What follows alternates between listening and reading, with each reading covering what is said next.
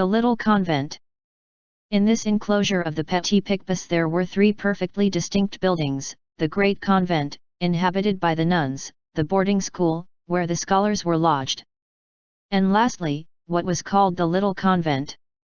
It was a building with a garden, in which lived all sorts of aged nuns of various orders, the relics of cloisters destroyed in the Revolution.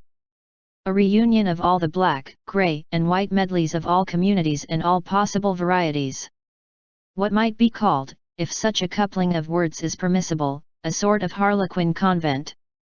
When the empire was established, all these poor old dispersed and exiled women had been accorded permission to come and take shelter under the wings of the Bernardines Benedictines. The government paid them a small pension, the ladies of the Petit Picpus received them cordially. It was a singular pell-mell. Each followed her own rule. Sometimes the pupils of the boarding school were allowed, as a great recreation, to pay them a visit.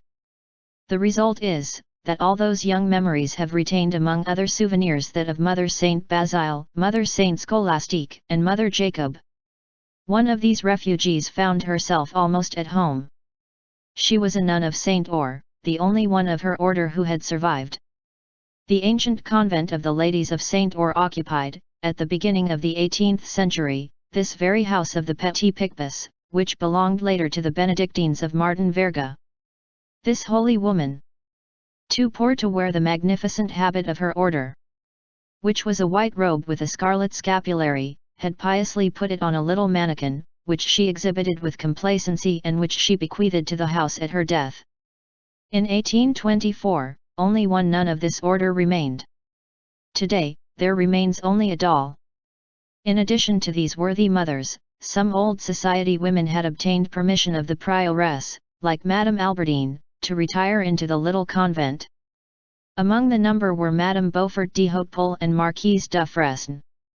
Another was never known in the convent except by the formidable noise which she made when she blew her nose. The pupils called her Madame Vacarmini. Hubbub.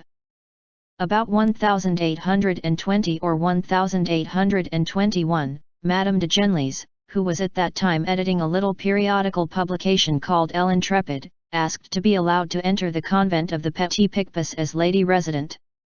The Duc d'Orléans recommended her. Uproar in the hive. The vocal mothers were all in a flutter. Madame de Genlis had made romances, but she declared that she was the first to detest them, and then, she had reached her fierce stage of devotion. With the aid of God, and of the Prince, she entered. She departed at the end of 6 or 8 months, alleging as a reason, that there was no shade in the garden. The nuns were delighted. Although very old, she still played the harp, and did it very well. When she went away she left her mark in her cell. Madame de Genlis was superstitious and a Latinist.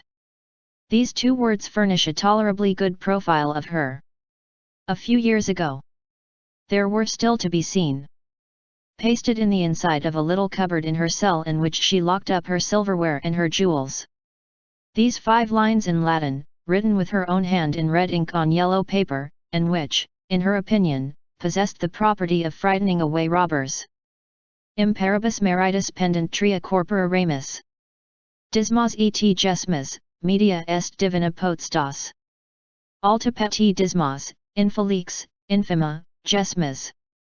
Nos et residential nostras conservat summa potestas. Hos versus dicas, ne tu furto toi perdash. 15. These verses in 6th century Latin raise the question whether the 2 thieves of Calvary were named, as is commonly believed, Dismas and Gustas, or Dismas and Gesmas.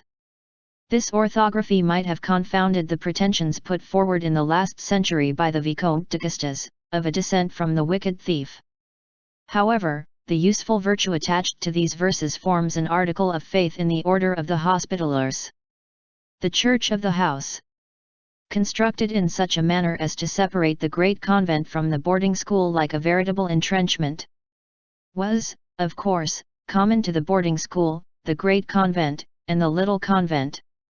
The public was even admitted by a sort of lazaretto entrance on the street. But all was so arranged, that none of the inhabitants of the cloister could see a face from the outside world. Suppose a church whose choir is grasped in a gigantic hand, and folded in such a manner as to form, not, as in ordinary churches, a prolongation behind the altar, but a sort of hall, or obscure cellar, to the right of the officiating priest. Suppose this hall to be shut off by a curtain 7 feet in height, of which we have already spoken. In the shadow of that curtain, pile up on wooden stalls the nuns in the choir on the left, the schoolgirls on the right, the lay sisters and the novices at the bottom, and you will have some idea of the nuns of the Petit Picpus assisting at divine service. That cavern, which was called the choir, communicated with the cloister by a lobby. The church was lighted from the garden. When the nuns were present at services where their rule enjoined silence, the public was warned of their presence only by the folding seats of the stalls noisily rising and falling.